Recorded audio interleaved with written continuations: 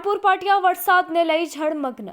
આ વિસ્તારમાં વરસાદી પાણી ભરાવાની સમસ્યા વર્ષો જૂની છે, જેનો નિકાલ આવે તેવું નાગરિકો અને રહીશો ઈચ્છી રહ્યા છે।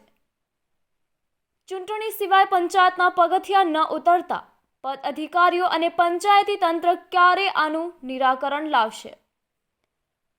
5 ટાઈમની નમાઝ પડતા લોકો ગટરના પાણીમાંથી નીકળવું પડે છે।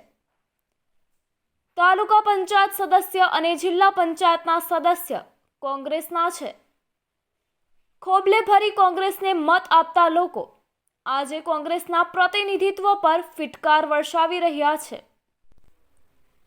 પદ અધિકારીઓ આ સમસ્યા ઉપર મગનું નામ મરી પાડી રહ્યા નથી।